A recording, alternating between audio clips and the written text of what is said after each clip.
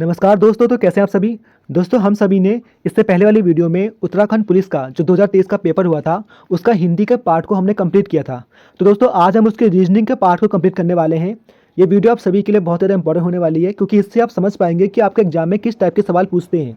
तो जिन भी बच्चों का उत्तराखंड पुलिस का पेपर है या किसी और एग्जाम की तैयारी कर रहे हैं, तो उनके लिए ये बहुत ही इंपॉर्टेंट हो जाता है कि यूकेएसएससी जो है आपका किस टाइप की रीजनिंग सवाल बनाता है। तो चाहे पटवारी हो, वीडियो हो, बीपीडी हो, लेखपाल हो, उन सभी में आपके लिए काफ़ी इंपॉर्टेंट हो जाती है। तो बिना किसी टाइम के दोस्तों चलिए शुरू करते हैं। इसके बाद हम 2023 का उत्तराखंड पुलिस का जो जीएस का पार्ट था, सॉरी जीके का जो पार्ट था, उसे हम कंप्लीट करेंगे। ठीक है दोस्तों, अभी के लिए चलिए रीजनिंग को यहाँ पे कंप्लीट करते हैं। जिन्होंने हिंदी की वीडियो नहीं देखी है वो चैनल पे पढ़िए, आप वहाँ पर जाकर देख सकते हैं। ठीक है, तो चलिए दोस्तों स्टार्ट करते हैं आपका सवाल नंबर 50 से। सवाल है दोस्तों आपका, यदि प्लस का अर्थ गुणा, गुणा का अर्थ माइनस तथा भाग का अर्थ प्लस तथा माइनस का अर्थ भाग है, तब इस इक्वेशन को आपने सॉल्व करना है और बताना है उसका जवाब इसमें से क्या होगा। ठीक है दोस्तों, देखिए आपने जहाँ जहाँ माइनस लिखा है माइनस के बदले आपने भाग लिख देना है, जहाँ जहाँ डिवाइड लिखा है वहाँ डिवाइड के बदले आपने प्लस लिख देना है, जहाँ जहाँ प्लस लिखा है वहाँ आपने प्लस के बदले इंटू लिख देना है, और जहाँ जहाँ इंटू लिखा है वहाँ इंटू के बदले आपने माइनस लिख देना है। यही आपने करना है। उसके बाद आप इसमें लगाएंगे बॉड मास का रूल। किसका? बॉड मास का रूल। यानी कि पहले आप डिवाइड करेंगे, फिर आप मल्टीप्लाई करेंगे, फिर आप ऐड करेंगे, फिर आप सब्सट्रैक्ट करेंगे। यानी कि पहले आपने भाग करना है, फिर गुणा करना है, फिर जोड़ना है और फिर घटाना है लास्ट में। जब आप इस रूल के साथ इसको सॉल्व करेंगे तो आपका आंसर बिल्कुल सही आएगा। ठीक है, तो इसे मैं नहीं कराऊंगा, इसे आप खुद करेंगे। ठीक है, बहुत ही सिंपल है ये। और यदि आपको डिवाइड मल्टीप्लाई नहीं आते हैं तो ये थोड़ी सी प्रॉब्लम की बात है दोस्तों। तो इसलिए चाहता हूँ कि आप इसे खुद ही करें और कमेंट में इसका जवाब बताएं। मैं कमेंट में इसका राइट जवाब पिन कर दूंगा, लेकिन इसे करेंगे आप खुद। देखिए, खुद अटैम्प्ट कीजिए, तभी आपको चीज़ करने में आएंगी। जो ईजी सवाल है वो आप खुद करेंगे। ठीक है दोस्तों, चलिए अगला सवाल करते हैं। यहाँ पर आपका नेक्स्ट सवाल क्या है, इसका जवाब मुझे कमेंट में बताएंगे किस किसका सही आता है। देखते हैं। सवाल नंबर 52 है दोस्तों, एक कार दो स्टेशनों के बीच 60 किलोमीटर प्रति घंटा की औसत चाल से जाती है और 90 किलोमीटर प्रति घंटा की औसत चाल से वापस आती है। पूरी यात्रा के दौरान कार की औसत चाल क्या है? दोस्तों, आपने पूरी औसत चाल बतानी है कि जो कार है वो दो स्टेशनों के बीच 60 किलोमीटर घंटा की औसत चाल से जाती है और 90 किलोमीटर घंटा की औसत चाल से वापस आती है। ठीक है, कोई स्टेशन है ए से बी, जब कार गई तो 60 की स्पीड से गई, और जब वो बी से ए वापस आई दोस्तों तो वो 90 की स्पीड से वापस आई। ठीक है, तो वो कह रहा है कि बताओ औसत चाल, जो उस कार की औसत चाल क्या थी। काफ़ी इजी सवाल दोस्तों। देखिए, यहाँ पे एक सिंपल सा फॉर्मूला आपने लगाना है, औसत चाल का फॉर्मूला लगाना है आपने और जवाब आपके सामने आ जाएगा। औसत चाल का जो फॉर्मूला दोस्तों होता है वो होता है 2xy अपॉन में x प्लस वाई। ठीक है, ये आपका औसत चाल का फॉर्मूला होता है। आप इसमें अपनी वैल्यू रख दीजिए। जो x है वो है आपकी पहली चाल और जो y है वो है आपकी दूसरी चाल। ठीक है, तो 2xy upon x plus Y. तो इसको सॉल्व करते हैं। यहाँ पर आपने यहाँ पे 2 लिखना है, इंटू आपने 60 लिखना है, इंटू आपने 90 लिखना है, और x प्लस वाई यानी कि 60 और 90 को आप जोड़ देंगे, ये आपका 150 हो जाएगा। ठीक है दोस्तों, ऊपर वाले को इंटू कीजिए। जब आप ऊपर वाले को इंटू करेंगे देखते हैं क्या आता है। 6 नीमत 54, 5400 तो दोस्तों यही आ गया। सॉरी, तो 5400 तो दोस्तों आपका यही आएगा। और इसको आप 2 से भी अभी इंटू करेंगे तो 54 को जब 2 से इंटू करेंगे तो ये आपका हो जाएगा 10,800। ठीक है दोस्तों, 2 चक्कू 8 और 2 पंजे 10, तो 10,800 आपका ये हो जाएगा। तो जो आपका बनेगी इक्वेशन, जो आपका बनेगा वो बनेगा आपका 10,800 डिवाइडेड बाय 150। ठीक है, ये कहाँ से आया? जब हमने 2xy में और x प्लस वाई करके हमने ये निकाला है। अब आप इसको डिवाइड करेंगे तो 0 से आप 0 काटेंगे, 15 से आप इससे काटेंगे, चाहे आप 15 से काटिए, आप 5 से काटिए। देखिए, यहीं पे चलता है पता कि आपको टेबलें याद होने का फ़ायदा आपको यहाँ दिखता है। जिस बच्चे को 20 तक या 25 तक टेबल याद है तो उनके लिए ये टाइम बच जाएगा यहाँ पर। और जिसको टेबल याद नहीं है वो 5 से काटेगा, 2 से काटेगा, ऐसे काटेगा, तो उसको टाइम लगेगा। इसलिए कहते हैं कि टेबल याद करो, वो करो। ये छोटी छोटी चीज़ें आपका टाइम बचाती हैं एग्जाम में। ठीक है दोस्तों, तो आप 15 से आप इसे काटोगे तो होता है 15 सत्ते 105, ये 7 बार कटेगा। ठीक है, 105 एंड देन यहाँ पे बचेगा आपका 3, तो जब 3 को आप यहाँ पे लेकर आओगे तो हो जाएगा 30, तो 15 दूनी 30। ठीक है दोस्तों, तो 72 जो है आपका आंसर आएगा, 72 किलोमीटर प्रति घंटा। ये थी आपकी दोस्तों औसत चाल। तो आपका ऑप्शन नंबर यहाँ पे जो सी है ये बिल्कुल सही हो जाएगा। तो ऑप्शन सी इसका बिल्कुल सही जवाब है। आई होप आप समझ गए होंगे कि मैंने इसे कैसे काटा, ये आप खुद भी काट सकते हैं। ठीक है, अगर मैं इसको वैसे काटूँ सिंपल सा, जिनको टेबल नहीं आती है 15 की, तो कैसे कटेगा, 0 7 0 काटेंगे, फिर आप 5 से काटेंगे इसको, ये 3 बार कटेगा, 5 से काटेंगे इसको, 5 दूनी 10 कटेगा, 5 एकम 5, 6 7 8, 3 बचेगा, 5 छिक्का 30, फिर आप 3 से इससे काटेंगे, 3 सत्ते 21 और 3 दूनी 6, तो देखिए ये आ गया 72। आई होप आप समझ गए होंगे। तो टेबल याद कर लीजिए, नहीं चलिए टाइम तो है टेबल याद करने का, फिर भी हल्का हल्का आपको थोड़ा बहुत तो याद करना ही पड़ेगा टाइम बचाने के लिए। तो ऑप्शन सी इसका बिल्कुल सही हो जाएगा। चलिए अगले सवाल में चलते हैं दोस्तों। फॉर्मूला याद रखेंगे आप हमेशा औसत चाल का, क्या है, 2xy upon x plus Y. जब भी औसत चाल पूछेगा तो आप इसी से इसकी औसत चाल निकालेंगे। चलिए आगे बढ़ते हैं। सवाल नंबर 53 दोस्तों, काफ़ी अच्छा सवाल, ठीक है। 50 यहाँ पे दोस्तों देखिए, सवाल नंबर 51 जो यहाँ पे मिसिंग है, ठीक है। सवाल 51 यहाँ पे मिसिंग है, तो पहले उसे कर लेते हैं, ठीक है। वो लास्ट में मैंने यहाँ पे PDF में आना रह गया था, तो लास्ट में वो है, उसको देख लेते हैं, ठीक है। तो सवाल दोस्तों ये 51 आपका ये है, ये क्या कहता है इसको देखते हैं। देखिए, निम्नलिखित में लुप्त संख्या ज्ञात कीजिए। जो लुप्त संख्या वो आपने ज्ञात करनी है, ठीक है। देखिए यहाँ पे बना है क्वेश्चन मार्क, आपने बताना है कि बीच में क्या आएगा। यहाँ पे कुछ ऐसा गुणा भाग हुई है कि बीच में 22 आया है, यहाँ पे ऐसा कुछ गुणा भाग हुआ है कि बीच में 49 आया है, और सेम यहाँ पे कुछ ऐसा आपने गुणा भाग करना है, जो गुणा भाग इस वाले में हुआ है वही इसमें हुआ है, इसमें भी ऐसा कुछ कीजिए सेम टू सेम कि बीच में वो संख्या आ जाए, ठीक है। देखिए आपको पता करना पड़ेगा कि इन सब के बीच में क्या हुआ कि 22 आया, सेम इन सब के बीच में क्या हुआ कि बीच में 14 आया, तो सेम वही आपने यहाँ पे करना है लास्ट वाले में, और बीच में जो संख्या आएगी वो बताना है। तो देखिए देखते हैं कैसे हुआ होगा। चलिए 5 और 3 की गुणा करता हूँ, 5 तियाँ 15 और 4 और 8 की 4 दूनी 8, इनको जोड़िए, इन दो को जोड़ के कितना आता है, 8 5 13, तो 23 आ रहा है, हमें तो 22 चाहिए, यानी कि ये बिल्कुल तरीका गलत है, ये नहीं होगा, ठीक है। 5 और 2 की इंटू कीजिए, 5 दूनी 10 और 3 चक्को 12, देखिए इन दो का इंटू किया, 10 और 12 को जोड़ेंगे तो 22, हाँ बिल्कुल सही है, ये भी तरीका बिल्कुल सही काम कर रहा है। कैसे दोस्तों, देखिए 5 और 2 की इंटू कीजिए तो 10 आ जाएगा, ठीक है।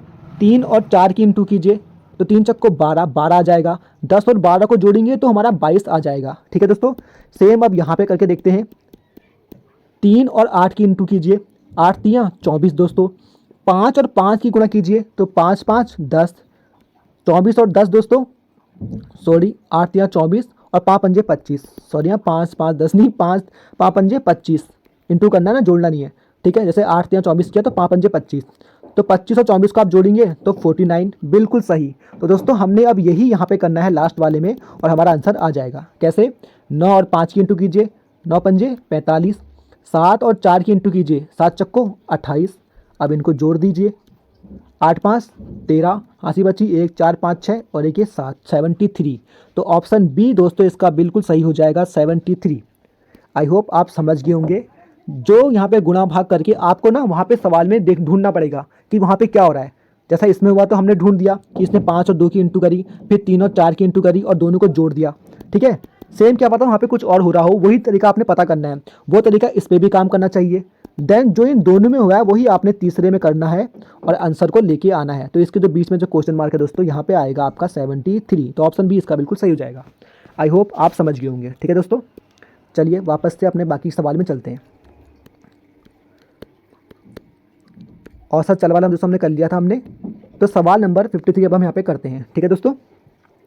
53 क्या कहता है दोस्तों आपका, ये कह रहा है कि नीचे दी गई सूचना के आधार पर निर्णय कीजिए कि 5 दोस्तों ए बी सी डी और ई में से कौन सा लंबा है, ठीक है दोस्तों। बहुत इजी सवाल है, ऐसे सवाल आपने कभी नहीं छोड़ने, ठीक है। ये बहुत ही इजी सवाल होते हैं, कॉमन सेंस की जरूरत पड़ती है इसमें, और ये बहुत ही इजी सवाल है, आप इन्हें आराम से कर सकते हैं, ठीक है दोस्तों। तो चलिए करते हैं इन्हें, ठीक है। आपने बताना है कि ए बी सी डी तथा ई में से कौन सबसे लंबा है, और यहाँ पे इसने दिया हुआ है कि आपने ये जानकारी उसने दी है, आधी आधी उसने दी है, बाकी आपने निकालनी है। वो कह रहा है डी ए और सी से लंबा है। जो आपका डी है दोस्तों, ये लंबा है किससे, ए और सी से, ए और सी से डी लंबा है, ठीक है दोस्तों। बी ई से छोटा है लेकिन डी से लंबा है। अब जो आपका बी है वो ई से तो छोटा है लेकिन डी से लंबा है। डी से लंबा कौन है, बी। तो एक बी की लाइन खींच दीजिए कि बी, ये बी आ गया, बी डी से भी लंबा है, ठीक है। हमने उसको लंबा कर दिया, बी को डी से भी लंबा कर दिया। देन इसे फिर से पढ़िए कि बी ई से छोटा है। अब जो आपका बी है वो ई से छोटा है, तो यानी कि बी ई से छोटा है, तो इसका मतलब ई क्या है, ई बड़ा है, तो यहाँ पे ई बड़ा हो गया। अब आप बताइए कि आपके पास जवाब आपकी आंखों के सामने आ गया कि नहीं आ गया। इतना ईजी ये सवाल होता है दोस्तों। ठीक है, बस आपने खाली जो डाटा उसने दिया है उसको ढंग से लिखना है। ठीक है, डी देखिए पहला उसने कहा था कि डी ए और सी से लंबा है। देखिए जो डी था, हमने डी को मैंने ए और सी से लंबा बनाया था तो ये लंबा हो गया डी। ठीक है, फिर मैंने अगला पढ़ा तो उसने कहा बी ई से छोटा है लेकिन डी से लंबा है। तो डी से लंबा कौन है? बी। तो मैंने डी से लंबा फिर बी को लिख दिया कि भैया बी लंबा है। फिर मैंने दोबारा उसको पढ़ा कि बी ई से छोटा है, जो बी है वो ई से छोटा है, तो ई जो है बड़ा है बी से। तो सबसे लंबा कौन हो गया? जो बी है ई से छोटा है। ई से छोटा है कौन? बी। तो बी को यहाँ पे छोटा ही कर दिया मैंने और ई सबसे लंबा हो गया। तो सबसे लंबा कौन है? हमसे क्या पूछा गया था? हमसे पूछा गया था सबसे लंबा है कौन? सबसे लंबा है। तो सबसे लंबा दोस्तों कौन है इसमें? ई सबसे लंबा है। ठीक है दोस्तों, आई होप आप समझ गए होंगे, वरना वीडियो को एक बार और देख लेना, मैंने बहुत ईजी समझा दिया है आपको। ठीक है, खाली लाइनें खींचनी है आपने और बस कॉमन सेंस से करना है। ठीक है, तो ई इसका बिल्कुल सही जवाब हो जाएगा। तो चलिए दोस्तों आगे बढ़ते हैं। सवाल नंबर 54। देखिए ये आपका जो है ना दर्पण प्रतिबिंब से सवाल पूछा गया है आपका। ठीक है, आपके ना ये घड़ी वाले और दर्पण वाले काफ़ी पूछता है। ठीक है, तो इनको एक बार जरूर देखिएगा। अगर आपके पास नहीं, आपको अगर समझ में आता है तो आप मुझसे कहिएगा, मैं एक बार इसके लिए आपके लिए अलग से वीडियो बना दूंगा। ठीक है दोस्तों, सॉरी। ठीक है, तो चलिए इसको करते हैं। ठीक है, देखिए जब एक समतल दर्पण में देखा जाता है तो एक घड़ी 8:30 का समय दिखाती है। समतल दर्पण में देखा जाता है तो घड़ी 8:30 का समय दिखाती है। सही समय क्या है? मान लीजिए एक घड़ी थी, उस घड़ी को जब दर्पण में देखा गया तो 8:30 बजे थे। आपको पता है कि घड़ी में जो है दायां बाएं दिखता है, बायां दायां दिखता है ना, ऐसी तो होता है। जब हम घड़ी में खड़े होते हैं तो हमारा जो दायां हिस्सा होता है वो बाएं दिखता है। ठीक है, उल्टा दिखाई देता है मतलब।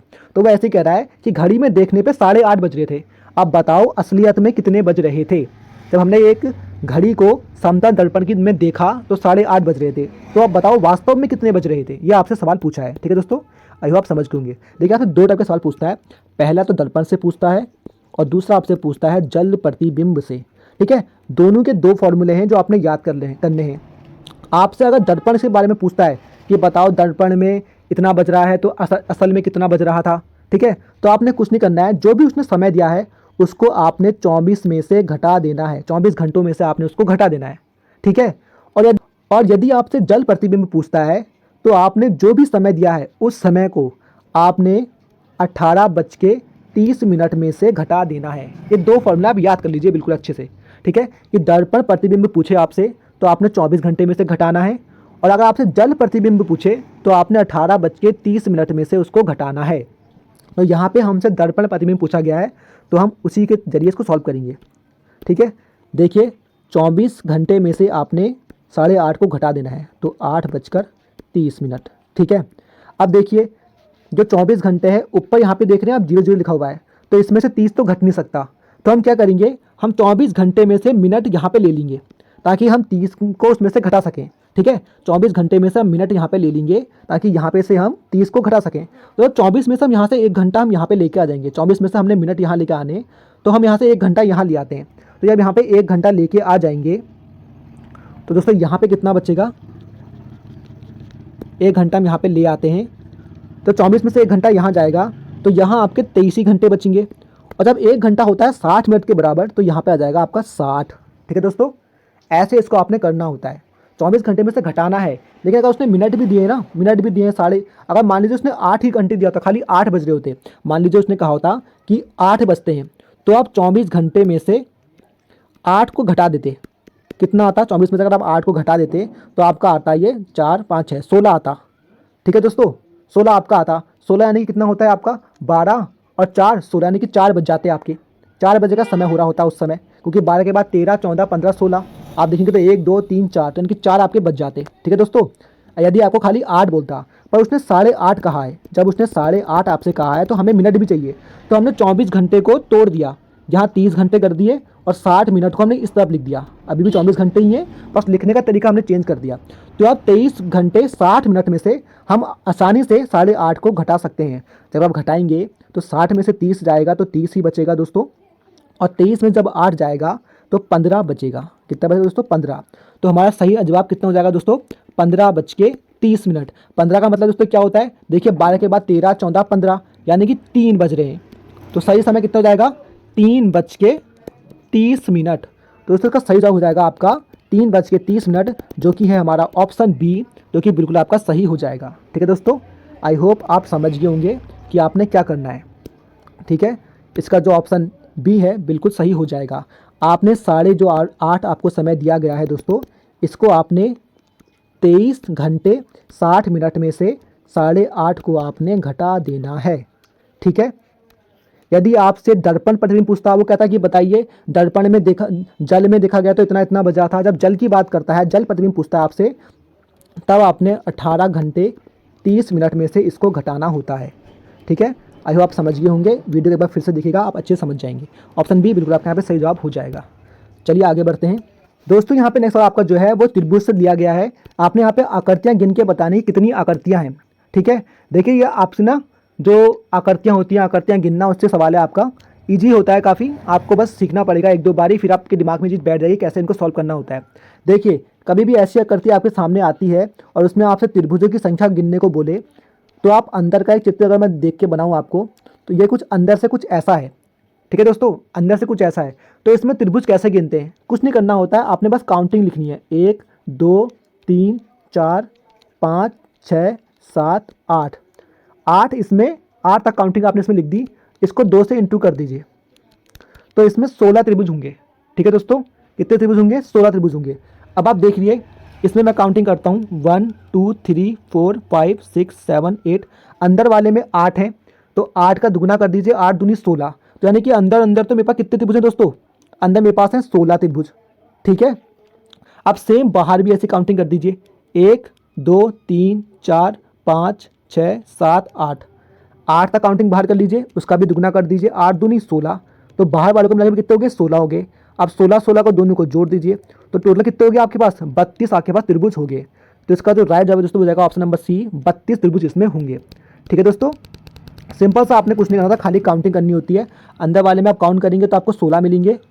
ठीक है, और सेम यदि आप बाहर वाले में भी सेम, देखिए बाहर भी तो सेम वही चित्र बन रहा है, बाहर भी सेम वही है जैसा अंदर है, देख रहे हैं आप, जैसा अंदर है सेम वैसी बाहर भी है। सेम इस पर भी आप काउंटिंग करेंगे 1 2 3 4 5 6 7 8, तो यहाँ भी आपको मिल जाएंगे 16, क्योंकि हमें 8 का दुगुना करना है। आप जितनी भी काउंटिंग होती है उसको 2 से इंटू कर दीजिए, उसका दुगुना कर दीजिए, तो बाहर भी 16 हैं आपके और अंदर वाले में भी 16 हैं, तो 16 16 को जोड़ दीजिए तो आपको जाते हैं 32। आई थिंक आप समझ गए होंगे कि आपने काउंटिंग करनी है, उसको दुगुना करना है और जोड़ देना है।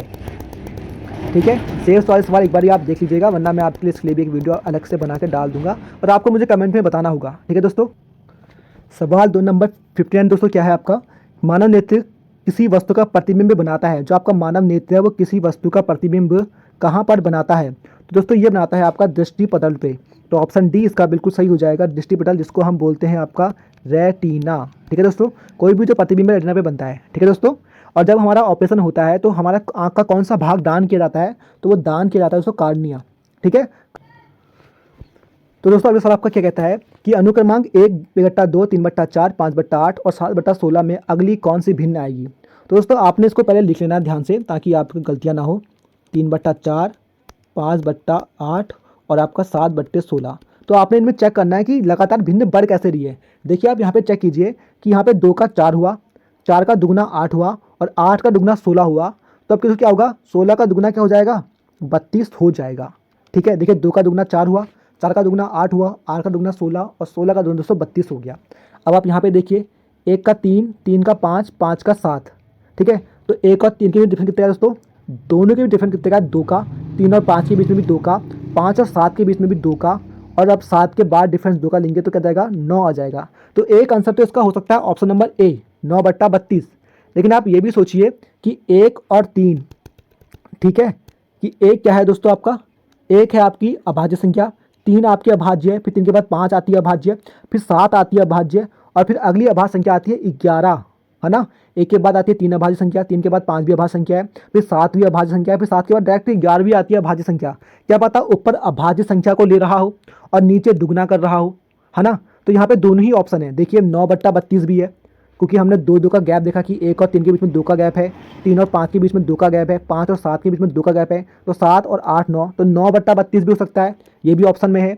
और अभाज्य संख्या मान के करेंगे तो 11/32 भी हो सकता है, तो सी ऑप्शन भी यहाँ पे दिया हुआ है। तो मेरे ख्याल से तो इन दोनों में से या तो ये सवाल माइनस हो गया होगा या कुछ हो गया होगा, क्योंकि इसमें दोनों ही ऑप्शन दिए हैं। हर किसी का सोचने का तरीका अलग अलग होता है, दोनों तरीके से जवाब इसका आ रहा है।